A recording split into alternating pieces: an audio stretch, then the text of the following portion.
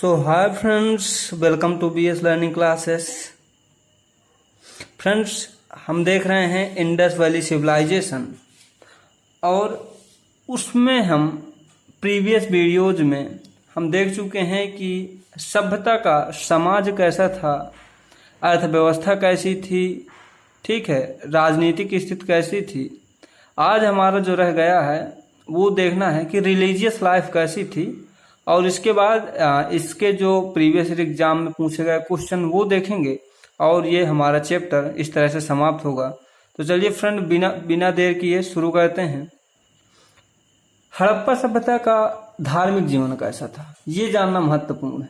अगर इसको मैं एक शब्द में कहूँ कि हड़प्पा सभ्यता का धार्मिक जीवन कैसा था, तो आप कह सकते हैं कि यद्यपि पूजा या धर्म प्रचलन में था किंतु वर्चस्वशाली नहीं था।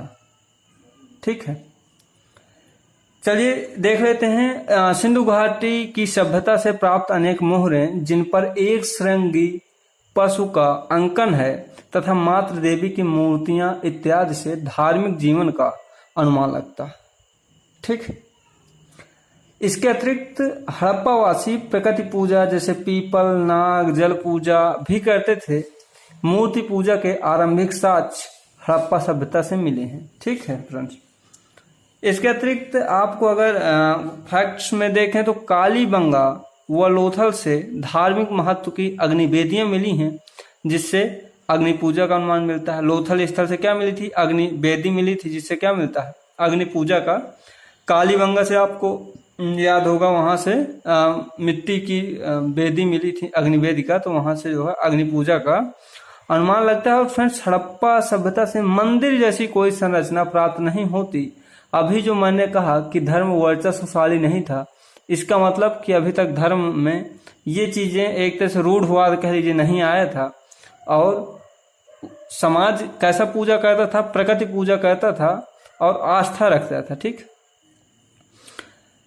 यज्ञ वगैरह कहते थे। मोहनजोदड़ो से प्राप्त एक मुहर पर 3 मुख वाला एक पुरुष योग की मुद्रा में बैठा है, जिसके दाईं ओर व्याघ्र, भैंसा, गैंडा, हाथी। ठीक है फ्रेंड्स, ये दरअसल ये लाइन थोड़ा इरल लिखी है। इसमें ऐसा है कि एक पुरुष योग की मुद्रा में बैठा है जिसके चारों ओर व्याघ्र, भैंसा, गैंडा, हाथी।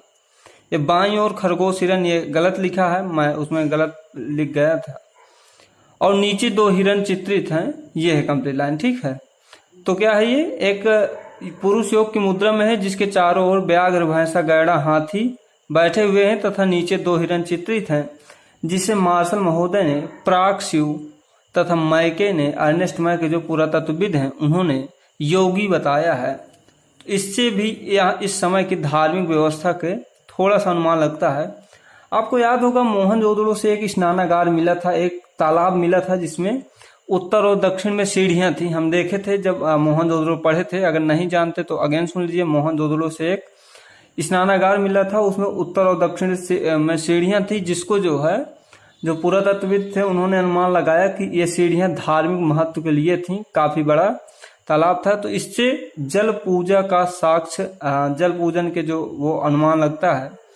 मोहनजोदड़ो से जो मुहरें प्राप्त और मृदभांड बने हैं, मृदभांडों पर स्वास्तिक चिन्ह का अंकन है, जो कि सूर्य पूजा का प्रतीक होता है। आपको पता ही होगा स्वास्तिक चिन्ह। अतः सूर्य उपासना के प्रचलन की बात भी सिद्ध होती है।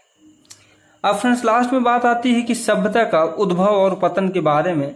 आखिर इतनी अच्छी सभ्यता, आप से मैं पर्सनल प्रश्न करूं, आप खुद कल्पना करके बताइए कि इतनी बड़ी सभ्यता, नगरीय सभ्यता जिसका क्षेत्रफल इतना ज्यादा था, ठीक है, वो अचानक, या कह लीजिए अचानक कहना तो जल्दी वो होगा, लेकिन समाप्त कैसे हो गई? इसके बारे में क्या क्या अनुमान है? कई अनुमान है। कुछ वैज्ञानिकों का कहना है बाढ़ से हुई, कुछ का कहना है विदेशी आक्रमण से हुई। चलिए देखते हैं इसके बारे में क्या क्या मत दिए गए हैं। तो सभ्यता के उद्भव और पतन के बारे में विचार क्या हैं, उनको देख लेते हैं। फ्रेंड्स, सिंधु सभ्यता का उद्भव एवं पतन प्रारंभ से ही विवादास्पद रहा है।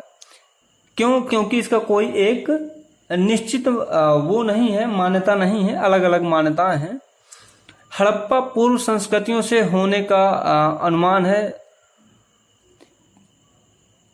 सिंधु सभ्यता का उद्भव एवं पतन प्रारंभ से ही विवादास्पद रहा है, किंतु अब इसका उद्भव ताम्र पाषाणिक पृष्ठभूमि वाली प्राक सैंधव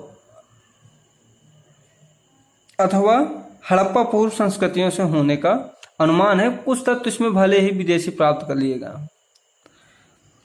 व्हीलर महोदय ने सिंधु सभ्यता को मेसोपोटामिया संस्कृति की देन मानते हैं और लक्ष्मण स्वरूप के अनुसार यह सभ्यता आर्यों की सभ्यता थी। फ्रेंड्स, ये सारी ऊपर वाली बातें क्या इशारा करती हैं?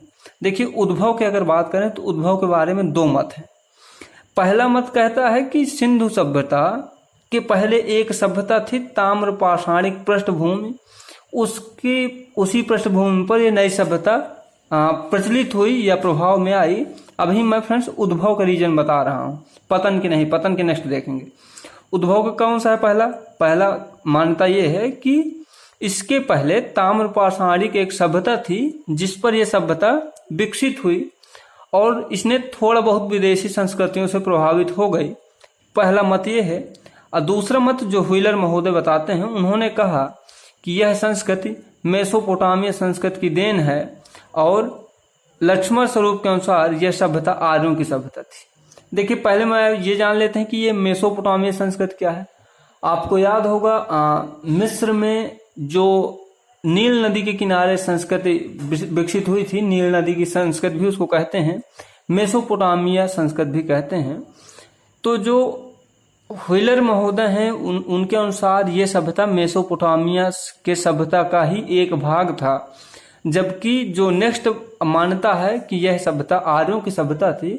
इसका तर्क ये है कि जैसे आपको पता होगा कि हड़प्पा सभ्यता के बाद वैदिक काल आता है। आप जान लीजिएगा, टाइम पीरियड नहीं पता है, हड़प्पा सभ्यता के बाद वैदिक काल आएगा जिसको हम पढ़ चुके हैं। वैदिक काल में आपने देखा होगा कि वह सभ्यता किसकी थी? आर्यों की थी। ठीक है, तो इनका तर्क है कि उन्हीं आर्यों की यह प्राचीन सभ्यता थी और इसके निर्माता कौन थे? आर्य थे। तो ये तो रहे उद्भव की बात। अब पतन की बात देख लेते हैं कि इसका पतन कैसे हुआ, इसके बारे में क्या क्या तर्क हैं। तो चलिए फ्रेंड्स ये देख लेते हैं। मार्टिमर व्हीलर ने बताया है कि सभ्यता के पतन का प्रमुख कारण आर्य आक्रमण था। आर्यों ने आक्रमण किया, सभ्यता समाप्त हो गई। गार्डन चाइल्ड ने इन्होंने बताया है कि आंतरिक विघटन यानी कि प्रशासन आंतरिक विघटन हुआ, तत्पश्चात आर्य आक्रमण। आप समझ रहे हैं, यानी कि कुछ लोगों ने विदेशी आक्रमण का न्योता दिया, इसका परिणाम ये हुआ कि सभ्यता नष्ट हो गई। अर्नेस्ट मैके ने बाढ़ को बताया है। जॉन मार्शल ने प्रशासनिक शिथिलता को बताया है। इसके अतिरिक्त फ्रेंड्स और भी कुछ तर्क थे महामारी वगैरह के जो एग्जाम्स में नहीं पूछे गए। लेकिन आप एक कॉमन सेंस की देखिए बात देखते हैं, ये सभ्यता क्या ऐसा आपको संभव लगता है कि आर्य आक्रमण से समाप्त हो गई हो, अथवा केवल विघटन से आंतरिक विघटन समाप्त हो गई हो, अथवा केवल बाढ़ से समाप्त हो गई हो, या केवल प्रशासनिक शिथिलता से? कोई भी मत आपको ये मानने के लिए बाध्य नहीं करेगा कि यही तर्क उचित है। अतः इसके बारे में निष्कर्षतः हम यह कह सकते हैं कि इस सभ्यता के पतन का कोई एक कारण न होकर के सभी कारण या कई कारण उत्तरदायी थे। इस तरह से इस सभ्यता के पतन का अनुमान लगता है। तो फ्रेंड्स, आज की वीडियो में हमने देखा कि सभ्यता रिलीजियस लाइफ कैसा था, उद्भव और पतन कैसा था। आई होप आपको वीडियो समझ में आते हैं। फ्रेंड्स, मैं अगेन कह दूं, अगर देखिए वीडियोज में कुछ ये क्लियर व्यू नहीं आ पाता क्योंकि इस समय रिकॉर्डिंग का थोड़ा प्रॉब्लम आ रहा है, तो मैं इसीलिए इसको इतना इजीली आपको बताता हूं ताकि आप इसको ऑडियो प्लेयर भी सुन सकें, ताकि आपको देखने की आवश्यकता ही ना आए और आप जो है ऐसे ऑडियो लेक्चर की तरह इसको जो है गेन कर पाएं। तो फ्रेंड्स ठीक है, आज की वीडियो में इतना ही। नेक्स्ट में देखेंगे प्रीवियस ईयर में पूछे गए क्वेश्चन। तो फ्रेंड आज के लिए थैंक यू।